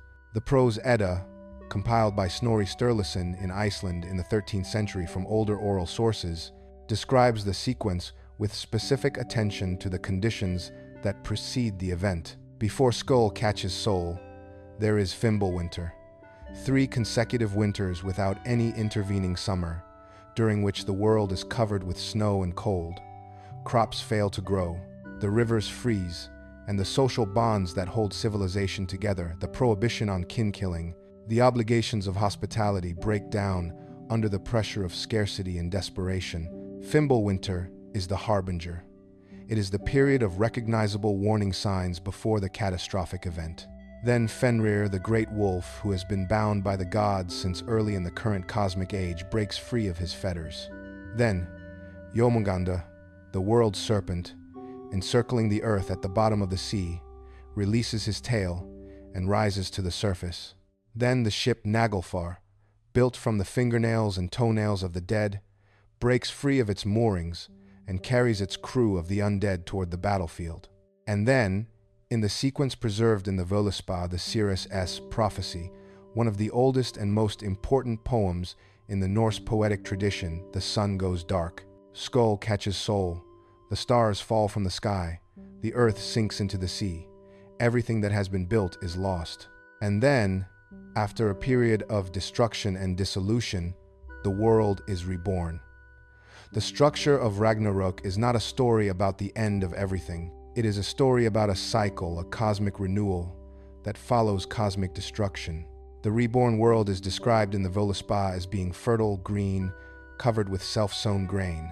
It is better than the world that was destroyed. The destruction is necessary for the renewal. The sun goes dark, but a new sun rises, a daughter of Sol, who takes her mother's place and begins the new cycle. The Bureau records this cosmological framework with specific attention to what it observes about the nature of the sun in Norse thought. The sun is not permanent. Its continuation is not guaranteed by the nature of reality. The conditions that will end the current solar cycle are recognizable. Fimbulwinter is not a sudden catastrophe. It is a sequence of observable events that build toward the final event. The people of the Norse tradition were not passive recipients of an unwarnable catastrophe. They were people who understood that the signs of the end could be read, and who encoded that understanding into the most durable form their culture possessed. Oral poetry, transmitted across generations, preserved with the precision that the memorization culture of pre-literate Iceland required. What produced this extraordinary attention to solar behavior in a people living at latitudes where the sun, Z variability, its seasonal disappearance, the long polar night, the midnight sun of summer was the most dramatic feature of the natural environment? The Norse lived at latitudes where the geomagnetic activity of major solar events is most visible and most dramatic. The aurora borealis, which requires a geomagnetic storm of only G1 or G2 intensity to be visible at 60 to 70 degrees north latitude. The latitude of Norway, Iceland, and much of Scandinavia is a regular and spectacular feature of the night sky. At those latitudes, the sky speaks in light with regularity. Major geomagnetic storms, G4, G5, Carrington scale events would produce displays of extraordinary intensity. Curtains of light covering the entire sky, rapid movement and color change, sounds described by some historical observers as audible. For people who lived outdoors, who depended on the sky for navigation and for agricultural timing, who had no artificial light and therefore were attuned to the natural light environment in ways that no modern person can easily imagine, the sky's behavior was immediate and consequential in a way that requires real, imaginative effort to appreciate today. The Inca Empire at its height controlled territory from the modern Colombian border in the north to central Chile in the south, approximately 4,000 miles of territory along the western coast of South America, connected by a road system of more than 25,000 miles, administered through a bureaucratic hierarchy, sustained by a redistributive economic system that managed food, labor, and craft production on a continental scale. The Sapa Inca, the supreme ruler, was the son of the sun, the living representative on earth of Inti, the sun deity. This was not a metaphor in the Inca system. The genealogical connection between the ruling family and Inti was understood as literal, and the ceremonies of the Inca state were designed to maintain and renew this relationship. Inti Raymi, the festival of the sun, was the most important ceremony in the Inca calendar, conducted at the winter solstice of the southern hemisphere in June. At the moment when the sun is furthest from the equator and the days in the southern hemisphere are shortest, Inti Raymi was designed to bring the sun back. The ceremony involved elaborate rituals conducted by the Sapa Inca himself, the participation of the priesthood of the sun, and the attendance of representatives of all the subject peoples of the empire. The purpose was direct: to invite Inti to return from his most distant point and begin the movement back toward the equator that would bring warmth and the growing season. The understanding that the sun could drift too far, that without correct ceremony at the critical moment it might continue moving away and not return, was not regarded as superstition in the Inca system. It was a genuine cosmological concern rooted in real observation. The sun does move away at the solstice. The days do get shorter. Without prior knowledge that the process will reverse, without a sufficiently long observational record to establish that it always reverses. The possibility that it might not is a reasonable concern. The Inca priesthood maintained the observational records, the Quipunot records of astronomical events, the alignment of seek lines across the landscape of Cusco that encoded astronomical orientations, the systematic observation of the sun's position on the horizon throughout the year. The Intihuatana stones at Inca sites throughout the empire, astronomical instrument markers that cast specific shadows at specific solar positions, were the physical record of that observation program built into the landscape in stone. The Intihuatana at Machu Picchu survived the Spanish conquest because the Spanish did not discover Machu Picchu. At every other major Inca site they reached, the Spanish systematically destroyed the Intihuatana stones on the grounds that they were instruments of idol worship and must be eliminated. In doing so, they were destroying the physical instruments of one of the most sophisticated indigenous astronomical observation programs in the Americas. The Inca accounts of what followed, preserved in the early colonial literature through the accounts of Spanish priests and administrators who interviewed Inca survivors, describe a cosmological catastrophe. The destruction of the stones meant that the sun was no longer tethered. The ceremony that held the sun in its course was no longer possible. And indeed, within years of the conquest, the Inca Empire had ceased to exist. The Mayan astronomical tradition produced the most precisely quantitative solar and lunar observation program of any pre-Columbian culture. The Dresden Codex, one of only 4 surviving pre-Columbian Mayan books, preserved because it was sent to Europe by Hernán Cortés as a curiosity and ended up in the Sächsische Landesbibliothek in Dresden, contains astronomical tables that modern astronomers have analyzed with close attention. The Venus table in the Dresden Codex tracks the synodic period of Venus, the time between successive identical positions of Venus relative to the Sun and Earth, with an accuracy that, when compared to modern orbital calculations, produces an accumulated error of approximately 1 day in 481 years. This is not an approximation. It is a precise, empirical determination of a celestial period based on systematic observation over a very long time. The Dresden Codex also contains solar eclipse tables that predict the occurrence of solar eclipses with sufficient accuracy to have served operational planning purposes over periods of decades.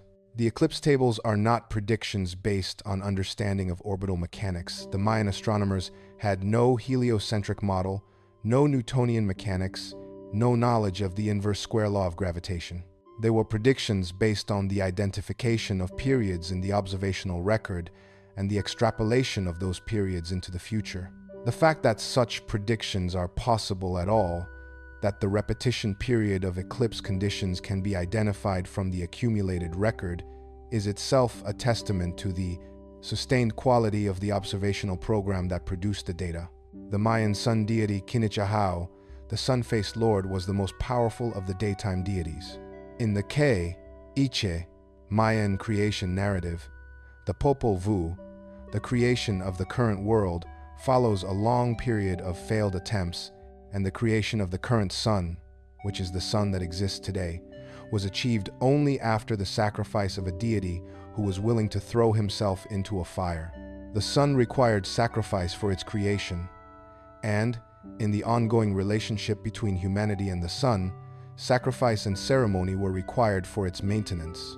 The Mayan bloodletting ceremonies, the piercing of earlobes, tongues, and other body parts by rulers and priests, performed at astronomical moments, were maintenance operations in this sense. They were the ongoing payment required to keep the cosmic machinery running.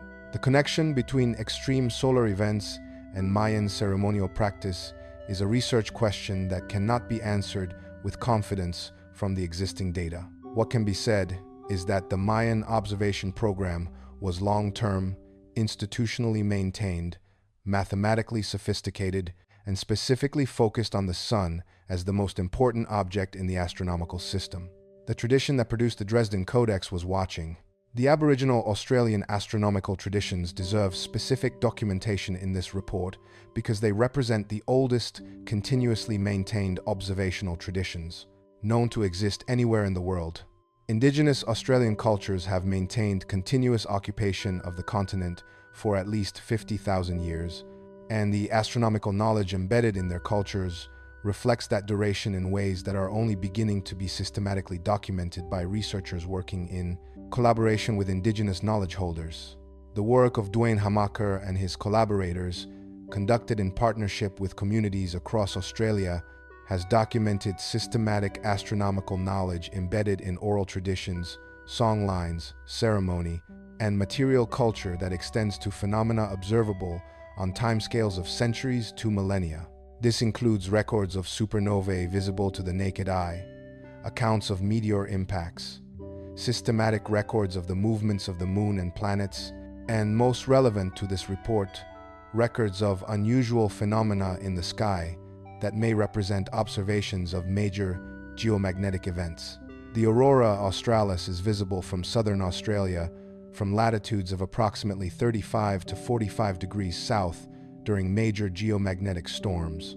At those latitudes, a G4 or G5 event produces an aurora display that would be unmistakable and unprecedented for observers who had not previously seen it.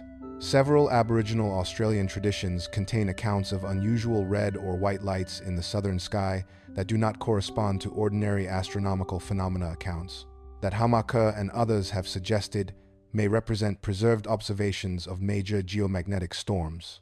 The oral traditions of the Yuali people of New South Wales contain astronomical information that, when compared to calculable astronomical data, appears accurate over timescales of thousands of years. If those traditions also preserve accounts of geomagnetic events, they represent a continuous human record of solar activity extending back further than any written document. The Bureau records this as an area of active research, not a settled finding. But the principle it illustrates is the same principle illustrated by every other tradition documented in this section of the report. The oldest human communities on Earth were watching the sky, systematically, across timescales that individual human lives cannot encompass, but that institutional traditions can. They were watching because the sky changes, and when the sky changes, when the sun changes, the consequences are immediate and sometimes catastrophic. The watching was the appropriate response. What the Bureau observes across the totality of these traditions, Chinese, Babylonian, Egyptian, Aztec, Vedic, Norse, Inca, Mayan, Aboriginal Australian, is not a common mythology. The traditions are not connected. The cultures that produced them had no contact with each other across much of human history.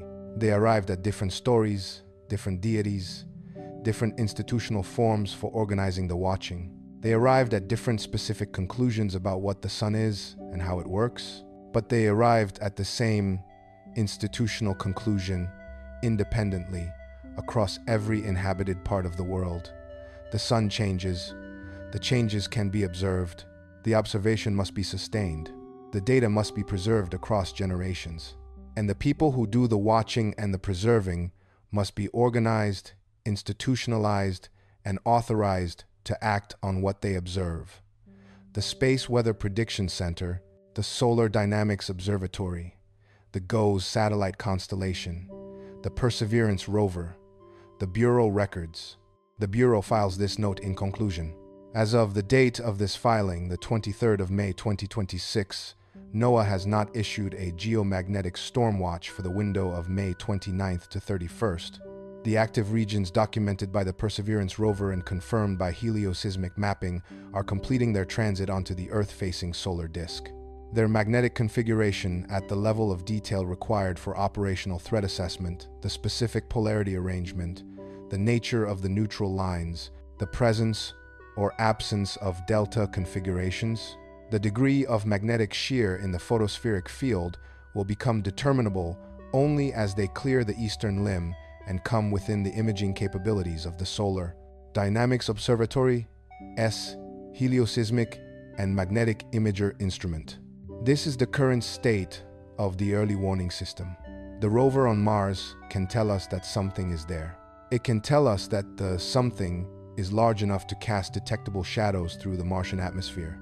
The helioseismic maps can confirm the size and provide an approximation of the intensity. But the specific parameters that drive the operational probability estimates the parameters that determine whether NOAA will issue a watch, an advisory, or a warning as the window approaches, require the Earth-facing instruments to see the regions directly. That clarity will arrive when the regions rotate into view. Over the coming days, the picture will sharpen. The Bureau records the distinction between what is known and what is not yet known, because the history documented in Part 2 of this report establishes what happens when that distinction is ignored. The Carrington event of 1859 was not preceded by any warning, because no infrastructure capable of providing warning existed. The Quebec storm of 1989 provided approximately 22 minutes of formal warning before the grid collapsed, because the monitoring infrastructure of 1989 was capable of detecting the CME impact in real time, but not substantially in advance. The July 2012 CME that would have produced a Carrington equivalent storm if aimed at Earth provided essentially no warning for a direct impact scenario, because the trajectory analysis was performed retroactively, not in real time.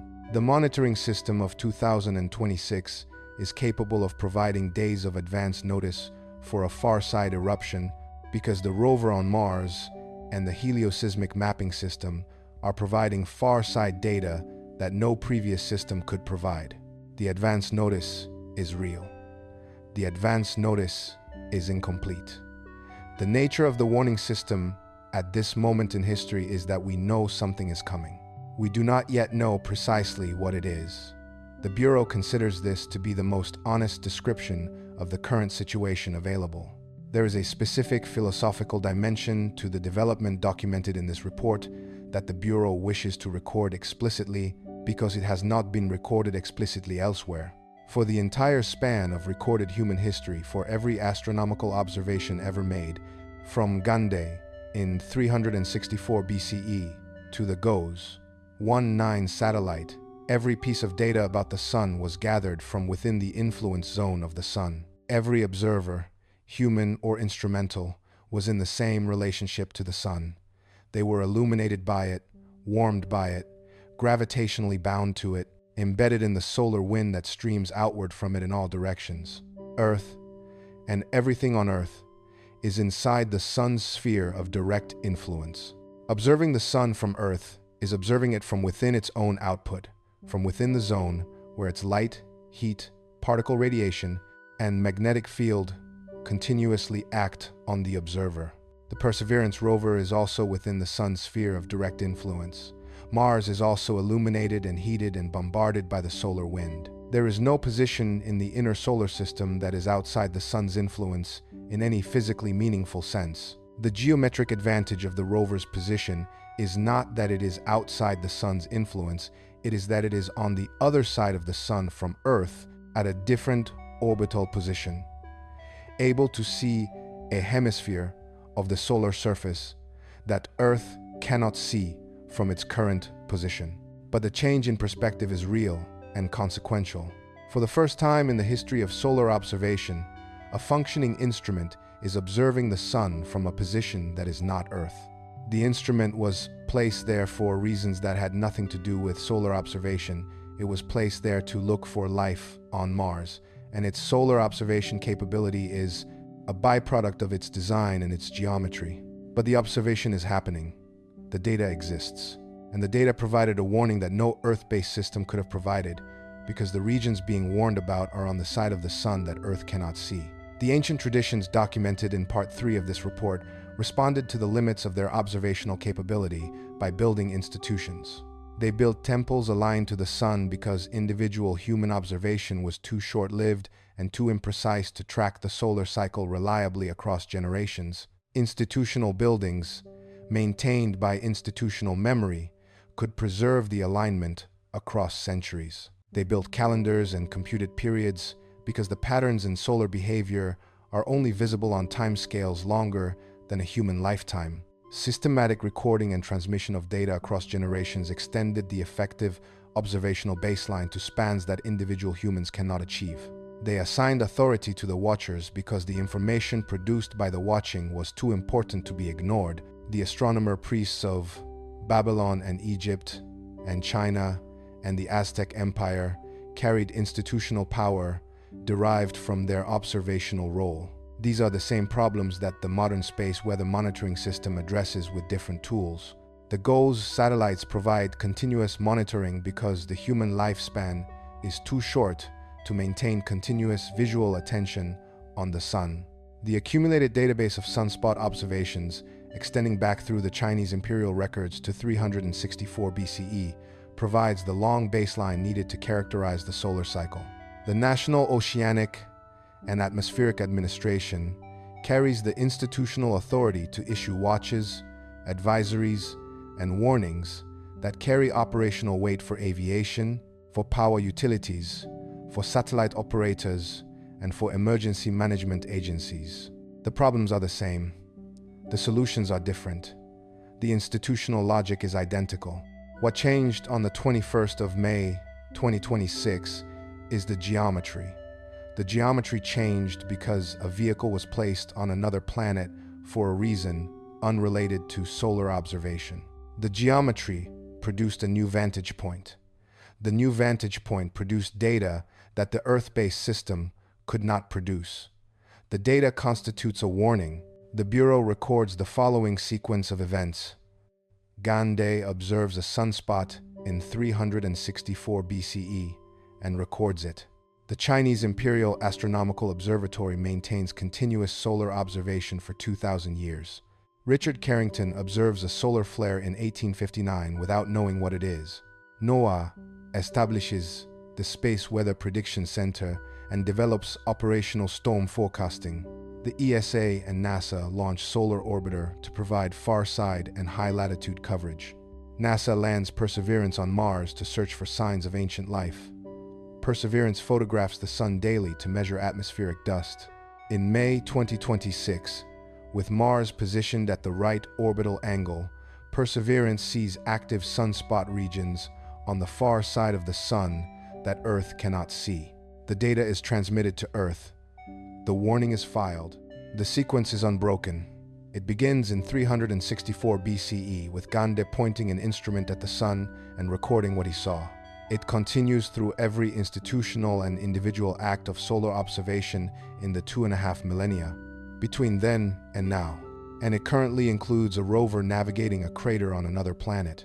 The Bureau records this continuity not to make a philosophical point. The Bureau records it because understanding the continuity changes the meaning of the current warning. The current warning is not an isolated technical alert. It is the latest data point in a 2400-year institutional record of human beings watching the sun because they understood that not watching is more dangerous than watching. Every tradition documented in Part 3 of this report, the Chinese astronomical establishment, the Babylonian omen text tradition, the Egyptian priestly astronomical program, the Aztec solar calendar and new fire ceremony, the Vedic hymn tradition, the Norse mythological encoding of solar disruption, the Inca ceremonial calendar, the Mayan astronomical tables, the Aboriginal Australian sky knowledge arrived at the same operational conclusion by a different route.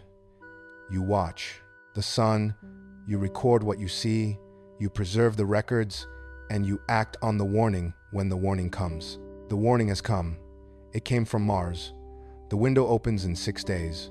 Central meridian passage for the incoming active regions is forecast for approximately May 29th to 31st. NOAA will update its probability assessments as the regions emerge from the eastern limb of the solar disk and their magnetic configuration becomes measurable by the Solar Dynamics Observatory. The GOES satellites will continue their continuous monitoring. The SOHO coronagraph will image any CME launches in near real time. Ground-based observatories in the NOAA global network will provide supplementary data. The warning system that exists today is the best that has ever existed for this purpose. The Bureau does not assess probability. The Bureau records data and context. NOAA assesses probability. In the coming days, as the active regions clear the eastern limb and their magnetic configurations become clear, NOAA's probability estimates will either increase or stabilize, and the Bureau will record those estimates as they are filed. What the Bureau records tonight, at the conclusion of this report, is this. The Sun operates on its own schedule. It has operated on its own schedule for approximately 4.6 billion years. The fraction of that timeline during which human beings have been watching and recording amounts to slightly more than 2,500 years. The fraction during which there has been a functioning early warning infrastructure amounts to less than a century. And the fraction during which there has been an observer on another planet amounts to days of the current window. The traditions that watched before the instruments existed watched because they understood the risk was real, not because they could quantify it. The instruments that exist now quantify the risk because the traditions that watched before them established that the risk was real enough to take seriously. The watching is the same. The instruments are different. One of the instruments is on Mars. The data is on the record. We will continue to monitor. The Bureau is filing this report. The Bureau records one final observation, drawn from the historical record documented in Part 3 of this report. Every civilization that maintained, sustained, institutionalized attention on the sun over long periods of time, the Chinese, the Babylonian, the Egyptian, the Aztec, the Vedic, the Norse, the Inca, the Mayan, the Aboriginal Australian, was ultimately disrupted, diminished, or destroyed by factors unrelated to solar activity. The Chinese imperial system was ended by the Republican Revolution of 1912. The Babylonian civilization was absorbed by the Persian Empire in 539 BCE. The Egyptian civilization was progressively incorporated into Hellenistic and then Roman structures beginning in the 4th century BCE. The Aztec Empire was destroyed by Spanish conquest beginning in 1519. The Inca Empire fell to a smaller Spanish force beginning in 1532. The Norse tradition was Christianized and its oral literature substantially lost or modified. The Mayan civilization went through a series of political collapses from the 9th century CE onward. The Aboriginal Australian cultures were devastated by European colonization beginning in the late 18th century. None of these civilizations was destroyed by a solar storm. They were destroyed by each other, by political instability, by disease, by economic failure, by military defeat. The sun they watched was not the agent of their end. What ended in each case was not the sun or the solar activity it was producing. What ended was the institutional watching. The accumulated record was dispersed, destroyed, suppressed, or lost. The observational program that had been maintained across generations was interrupted. In some cases, the Dresden Codex is a specific example. The record survived only by accident, and only fragments survived at all. The Space Weather Prediction Center, and the Solar Dynamics Observatory, and the SOHO spacecraft, and the GOES satellites, and the Perseverance rover are the current institutional embodiment of the watching. They are maintained by funding that is subject to political decisions, by infrastructure that requires ongoing maintenance, by personnel who can be hired or dismissed, by international agreements that can be sustained or dissolved. The monitoring infrastructure that provided the warning filed in this report is not permanent by nature. It is permanent only as long as it is maintained. The Bureau records this without drawing a political conclusion. The Bureau records it because it is part of the complete picture of what the current warning means. The warning exists because the infrastructure exists. The infrastructure exists because the institutions that fund and operate it exist. The history documented in Part 3 of this report is a history of institutions that watched the sun for centuries or millennia and then stopped because the institutions ended. The sun did not stop. The data is on the record. The watching continues. For now. The window opens in 6 days. We will continue to monitor.